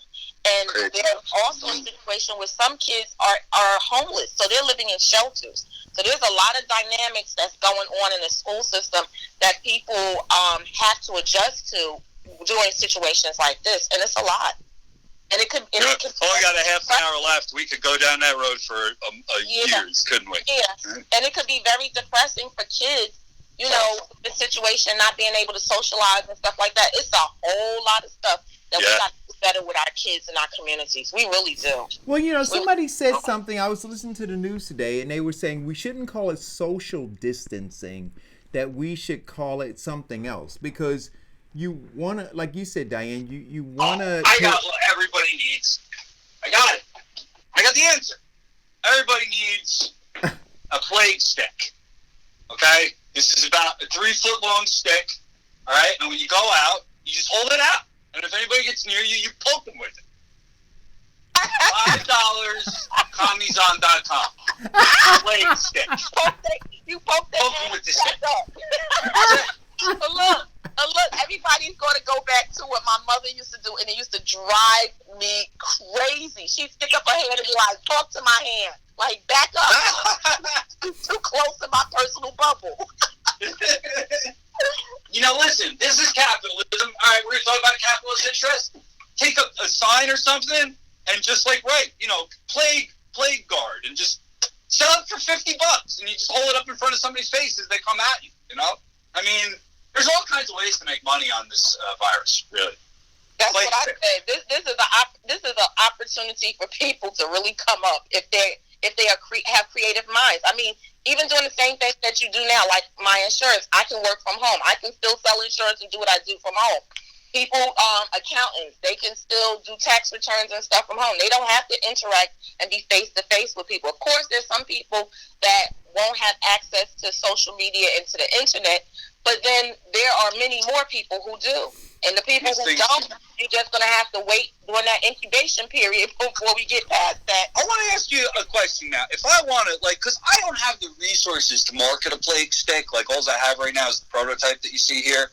Now, let's just say Jeff Bezos, if I see Jeff Bezos selling a plague stick tomorrow, can I just sit back, wait for somebody to steal this idea now that I've said it in public, and then sue their ass? Because that seems a lot easier and a lot more the way things work in our society. Well, I don't know about that. I don't want to do real work. I just want to sell. I just want to make money because I had an idea. No, I think that you should think about it realistically. It could be a back scratcher. Back scratchers. No, it's a plague stick. There are back scratchers out there. I'm a creative guy. Yeah. No, no. You know what? You would get a utility patent for it, right? Because it has a different utility. For now, visit commieson.com. Let me get my plug. Can I get a plug in? Go ahead. Okay, commieson.com. We've actually got a book right now called No More Measles. Wait, but that is a back scratcher. This is a piece of a golf club that my kids broke in. Oh, it looked like a back scratcher. No, it's an old golf club. It's probably worth $400. My kid snapped it in half. Anyway, but it would work. You know what? All right, so you can use it as a plague stick or a back scratcher. We can market it to different segments. We'll get into the capitalism later. Hey, listen, I got some ideas, man. Let's talk about an equity stake in it, and then I'm down. Commieson.com. There's a book on there called No More Measles by Laurie Endicott Thomas. It was written a few years ago, but it's great research on public policy and health and vaccines and how this all comes together. And it's only $3.99. It's a downloadable PDF, commieson.com. Wait, here's another idea. Gatsato talked about it's the same thing like a pet rock. I'm thinking maybe we could have a meditation rock. Remember Marianne Williamson was on doing her YouTube about meditating over the coronavirus and telling people to go wash their hands? Maybe we could do a meditation rock to get to people. And when they get too close, you just bonk them right in the head. Back up. I believe this idea has been done historically with great success. I'm on board. How do I invest? Oh, no. You know what? I saw on... Diane, they have something like that. There was a company I saw on... You selling a pet rock? No, the pet rock is what got me interested in advertising and marketing. It really was. It was the thing that... I'm sorry? It wasn't... Look, Eric, it wasn't the chia pet? No. Serious. I'm being very serious. So, as a kid, when I got older, and I was trying to figure out what profession I wanted to go in. Well, I wanted to be a lawyer, and then we've talked about this before. How in our schools, because of how they see black kids, my teacher looked at me and said to me that I would never be a lawyer and that I should consider a different profession. And that happens far too often. But so I did look at other professions, right? I think I would have been a damn good lawyer. Anyway, what I did was I started thinking about other skills that I had, and I loved to draw at that time. And my dad was contemplating sending me to arts high school, but the other side of my brain was working too, not just the creative side, right? So I said I wanted to go to science high. So I was in science high school, but I took art classes in science high school, and I did other creative things. So I was able to feed both sides of my brain. But as that all was going on, this is actually real, right? So I was thinking about what I wanted to do creatively, and I remember reading a book about the pet rock, and I was fascinated that these guys could actually make $1 million. Well, they made more than $1 million selling something that you could go out on the street and pick up for free. And I said, how do you do that? How do you manipulate minds in such a way that folks will go against their own interest and spend hard-earned money to buy something that I used to play with when, I used to go down to Weequahic Park by the railroad track, and they had thousands of rocks, right? And then that got me into thinking about advertising and marketing, and I found my way to the School of Visual Arts, and the rest is history. So Eric, you told me that story some time ago, and I was in a store in the Maplewood Village, one of these little boutiques, and they were selling rocks. And the rocks have different inscriptions on them. Not stamped on them, but like engraved in them. Yeah.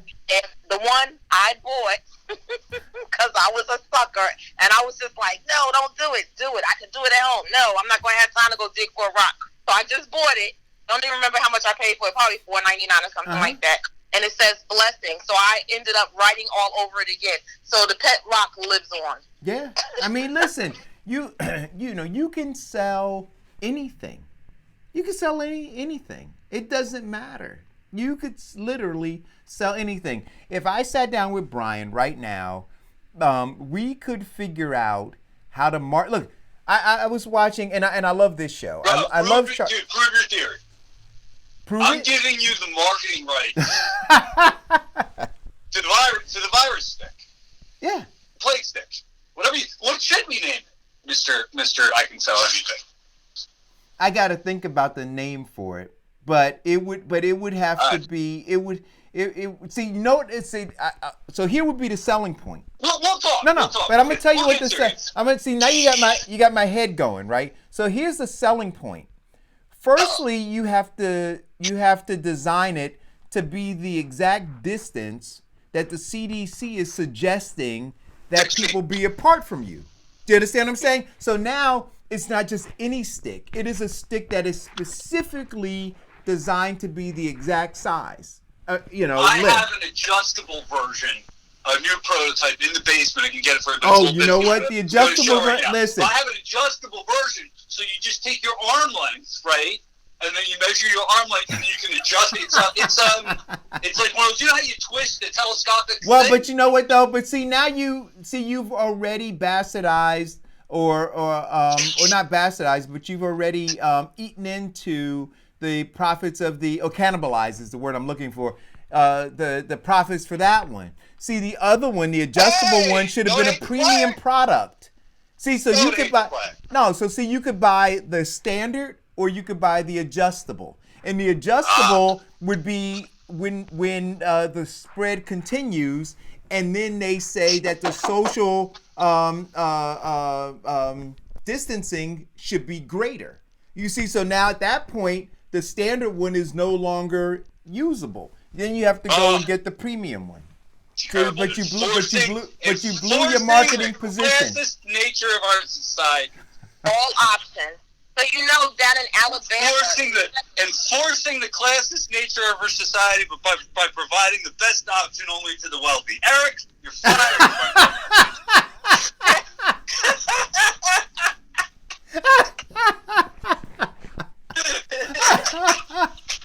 What were you saying, Diane?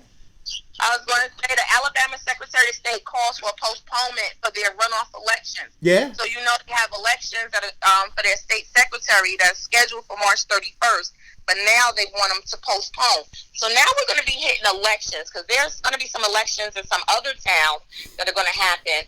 And I'm wondering, how are they going to start handling that? Well, because, you know, there was already an issue with paper ballots, the votes being stolen, electronic balloting. What do you foresee? What do you think should be a suggestion for them? Well, I think that you got to start off with the idea of social distancing, right? So everything starts with that, right? So if you're determining, so whoever the brilliant minds are that are saying, here is the distance that we need to be away from each other in order to limit or stop the spread, right? Whatever that is driving every other decision.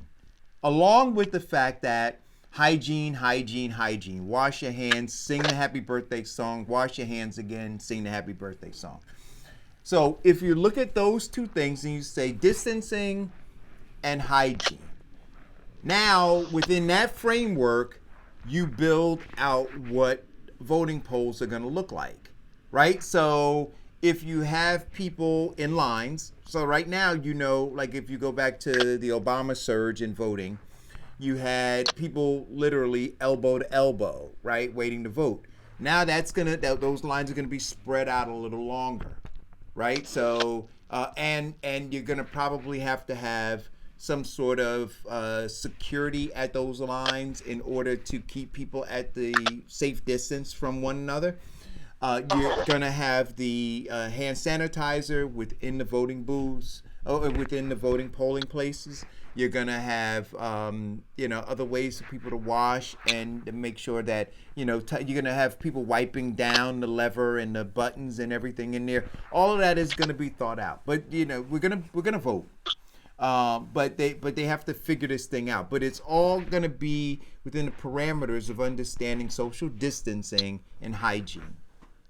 That's what's gonna guide it. From the feed. So Shakima says that she that it should be a plague stick, and she wants it in different colors, pink, blue, red, and she wants hers customized to be electric like the cattle prod. Woo!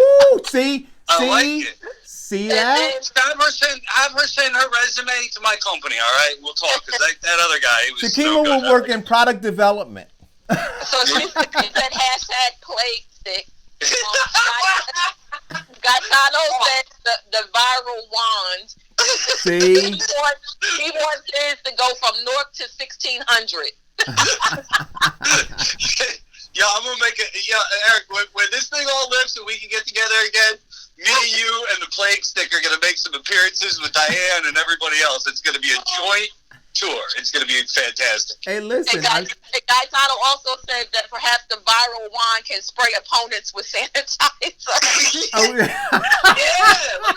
That's easy. I got like a water gun hookup, like little. Yeah. See, look, I'm telling you. See, I'm telling you, you've got a research and development team here. This is community coming together. This is the community coming together. We saving ourselves. Wait a minute. Here's the community coming together while staying apart. There we go. Oh, and I just forgot. Another person said, let me go back to another person said that social distancing didn't start now. It started with the internet. So we've already been doing it. Blessing and a curse. Yep. Blessing and a curse, right? Oh, so more breaking news says the Dow falls another 2,200 points. Trading, they hit another breaker. They hit another. Burn! They hit another breaker. Wait a minute, let me check and see what that Disney stock is at right now. See if it's time to buy, because you're buying up. Hang on, let me see what my stock losses were today. Oh, I don't give a shit. Disney is down to $95.20. Yesterday, Friday, it was $131. Come on down to 75 so I can So get now some. here's the reality of all of this, guys. Right? So back to the reality. So these are people who have their savings in 401ks. Yeah. Right? Yeah. And these are people. Did they want that, or did they want pensions funded by their companies? They got a little bit of both. Combination. Did the workers who were roped into this nonsense want to do that, or did they want secure, regular pension payments upon retirement from responsible companies? Well, I would say that they wanted the that they wanted the pension, right? That was the most secure way, right? Yep. So certainly they wanted the security, but they were, and I agree, they were roped into this. I hope. But what we're talking about right now, everybody that loses money in their 401k goes to their banker's house, takes their car, their jewelry, the fixtures from their house, and goes home and sells it and lives a happy life with it. But and all of it's not going down because, so for instance, like I said, some companies are going to do well. So Peloton, which we know does that bike, their home. Yeah, bike people. Yeah. So when I purchased it, it was $27. It's now down. Right now, it's going up and down immediately, like $22.17, 10 cents. So it's at the $22 mark. So that's actually something that would be a good investment. The other thing is there are some mutual funds that I have that are growing, so they're doing well. Right. But Diane, but I'm not. So for you, I think that it's great, right? And so for other folks, I think that yes, you can play in the market. But I'm talking about a person who is now retired and who's living off of their 401k. And all our state workers, and not to make light of all our state workers, pension funds and stuff are invested in the market heavily too. So my solution is a little exaggerated. That's right. But but those people on fixed incomes right now and relying on those 401ks. Oh yeah, absolutely. Yeah. They never should have been. They never should have been in the first place. It's a big pyramid scheme to suck wealth away from us and our retirements. You know, it really has. 401k system is absolute garbage, and it has been since day one. And you know, even in New Jersey, we've had problems even prior to Chris Christie taking money out and funneling the money to other entities inside of the state. So trying to refund and put that money back is a problem still to today. If anyone thinks you can put $80 to $150 billion together in a fund and not have all kinds of corrupted morons coming in to poke around at it, man, I don't know what world you're living in. It's impossible. You know, it's just, there's so many, when you talk about that, a massive, like our state, like for instance, our state workers pension fund is, I haven't kept up on it over the last year or so, but you know, I don't know what it's hit for right now, but I mean, you're talking about $60 to $90 billion at any given time. Try to wrap your mind around that much money, right? And that's just one state's one pension fund. We have 3 or 4 in the state of New Jersey, and then you have local pension funds. I mean, the idea that all these things are connected to the stock market is so dangerous for so many people, you know? So I'm not joking when I say, you know, I don't care if this all burns, because it burns every 10 years anyway. I mean, you know, like it blows up in people's faces, and I've seen people that benefit from it, but generally that's not my friends, man. My friends usually wind up in jail and losing their houses. Yeah. You know? Hey, Eric, Lizzo is hosting a free online guided meditation session to eliminate fear. She's doing 30 minutes. The singer Lizzo, you know her, you know the one that Kevin, you know, I can't. No, I know who Lizzo is. She's the one who bared her ass at the game and sat on the stand. I know who she is. Yeah. Yep, that's her. So she's doing a 30-minute meditation session on Instagram Live. With her flute music to incense and crystals to help people with meditation. Well, no, you know what? But I'm going to say, listen, cabin fever is real. Anxiety, as Brian can tell you, is real. right? Absolutely. Meditation's a wonderful. Meditation is wonderful, right? I mean, so we can, we make light of some of this stuff, but come next week, there's going to be some real anxiety. All needed. and so here becomes the other question to this thing. Where is the mental health? Right? Because at some point, you're going to have to deal with that, right? There's a mental health component that's going to have to be looked at here. You can't have a nation of people gripped in fear and then expect that when you turn the switch off and say, oh, COVID-19 is gone, everybody go back to their lives as normal. It's not going to happen like that. There's residual effects. How's that going to be dealt with? Hello, caller? Go ahead, caller. Hey, Eric, what's up happening, man? What going on, Will Hathaway from Orange, New Jersey? Hey, Will, listen, let me ask you a question. Are you quarantined? What actually is happening in the past couple hours here in the city of Orange Township, the mayor has declared all municipal parks closed, effective immediately. The city hall of Orange is closed off to the public. That has been done this morning. The governor has issued a curfew from 8 p.m. to 5 in the morning. So I don't know if you guys got the message out there. Yeah. But the mayor of Orange has shut down all municipal parks. The school system will be shutting down also here in Orange until further notice. They're saying that restaurants are going to be closed except for takeout. They're saying all bars that don't serve. I haven't heard anything. Yeah. I have a friend of mine that's in the restaurant. No, this is what the governor said. I'm telling you, the governor said that all restaurants are going to be shut down except for delivery, for takeout. Said that all bars are going to be shut down except those who serve food, and it will only be for takeout. Wow. Yeah. So listen, guys. This is like a fluid situation by moment. Yeah. Because I'm telling you, what they're doing is, trust me when I tell you this.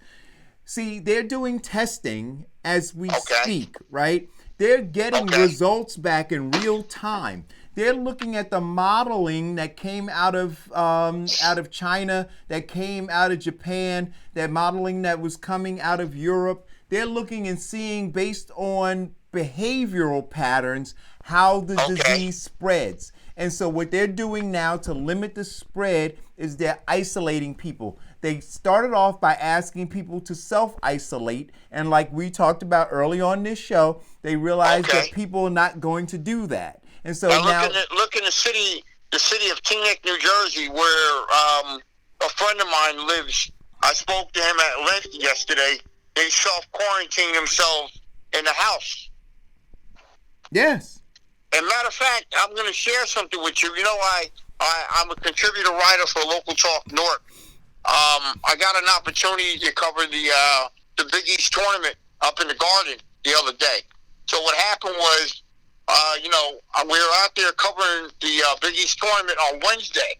Okay, so this is a fluid situation. So Wednesday night, all media in the Garden got notification after the two games that were played in the quarterfinal round. Okay, remember, this is the NCAA tournament coming up. It was supposed to come up. We were told, we got all messages on our phone by the Big East tournament. Not the public was not allowed into the arena. So Wednesday morning comes. There's certain media that is covering the tournament. Okay. So Wednesday afternoon, St. John's and Creighton played. They shut the game down at halftime. Wow. So the teams that were supposed to compete, as far as Seton Hall, Providence, Butler, they never got an opportunity to participate in the tournament. And not only that, their season has ended abruptly. Now the NCAA they're in discussions right now in reference to the eligibility of these seniors that played basketball for Seton Hall, Rutgers, and Rutgers is one of the premier teams in Jersey right now.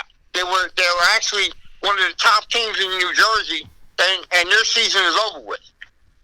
And you know, Eric, as you know, NCAA basketball, March Madness is big money to everyone. Yeah. Billions of dollars. Billions. Yeah, billions of dollars. Listen, Billions look, of dollars. but we've gone beyond the billions of dollars. Let's also talk about careers, right? Yeah. See, careers, basketball careers. Some of those players, I mean, that tournament is their portfolio of service to Miles Powell from Seton Hall. One of the he was awarded the Big East Player of the Year. Okay. Yes. One of the premier players in college basketball was told to listen. The tournament shut down. And remember, Wednesday night, I was in the Garden with 17,000 people. Can you imagine that? 17,000 people, and nothing came out of that. Thank God. Are you self-quarantining yourself? Say that again? Are you being self-quarantined? Are you doing that yourself? No. Nope. No comment. So you've been in the arena with 17,000 people. You've been to another event, but you don't.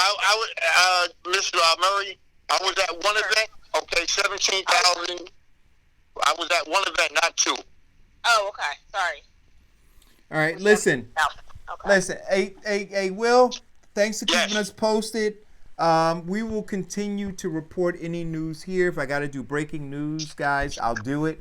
Brian, listen, man, it has been a pleasure, an absolute pleasure, brother. Meeting you. Man. And, All right, I'll talk to you guys soon. Okay. Eric, come off a little. Stay healthy, Will, and stay away from folks. use the what is it called? What's the new invention? I don't think you can hear me. Can you hear me? I can hear you. Crap, I don't The spiral stick? It's called the viral wand. The viral wand, Will. Buy the viral wand. Or if you want the fancy one that's bedazzled and everything, it's the plague stick. The plague stick, the viral wand. You can buy a single or is family. a very, very important thing now. A very, very important thing. I like all the ideas, and I'll say this. Listen, if we had socialism or communism in this country, I would have access to the means of production as a worker, and I would be able to get the plague stick out to you right away. But because of capitalism and the means of production not being in the hands of the workers, this will be the only plague stick. I can't get it out to you. I will be safe. And if I am the lone survivor, I'll carry on. Hey, listen, we gotta sell it as single and family packs. I'm gonna leave the market. I'm just an idea, man. I'm gonna leave the marketing up to you, Eric. I got it. Let me tell you, you buy multiple packs, you get a side hand sanitizer with my insurance information on there, so you can get life insurance. Okay. Sounds good. We got Listen. a plan coming together. I do want, in all seriousness, please check. We have 2 great regular podcasts with so many people involved at New Jersey Revolution Radio, and I just can't start. I take up all your time thanking the comrades that have been involved with us. But please take your time to visit njrevolutionradio.com. We live stream every Wednesday, 8 p.m. on YouTube, Twitter, Facebook, all over the place. We do events. We have a video productions department. We work hard every day to bring you independent media from an anti-capitalist perspective with a lot of social justice, anti-racist work, sticking up for so many groups. Comrades coming in and giving us their stories about their struggles in their hometowns. It's a great network of great people. So, I add you to the list of comrades. I really appreciate the couple hours with you today. Hey, absolutely. One more time, what's the name of your podcast? Mine is NJRR Live with Diane and Brian. Diane, and let me start that over. Mine is hashtag NJRR Live with Diane and Brian. And Heather, my partner, Heather Warburton, does a show called Wine, Women, and Revolution. Those are the 2 regular podcasts. But we do a lot more. So, check around the network. We've got an arts and activism event being run by an artist out of Sicklerville, and his name eludes me right now, so I'm very disappointed in myself. That's happening next month. We hope, It's not make it viral. I'm sorry. Make it a virtual meeting. Well, we'll see where we're at. That's still a month off, and let's like you said, the information is fluid, so I'm not going to call off an event a month from now, but we're going to play it safe. I think, we show them that, we're going to do what's necessary to keep our community safe. But if we can get out, and once we can get out and enjoy some art and beauty again, I look forward to that time. It's coming. It might be a while. All right, beautiful. Hey, guys, thanks for tuning in. Brian, thank you. Hey, Brian, put your links in the thread, please. Hey, guys, we'll do, stay and safe. I'll see you again real soon, man. We'll talk leading up to Wednesday. I'll give you a call maybe tomorrow. All right? Absolutely. Wash your hands, guys.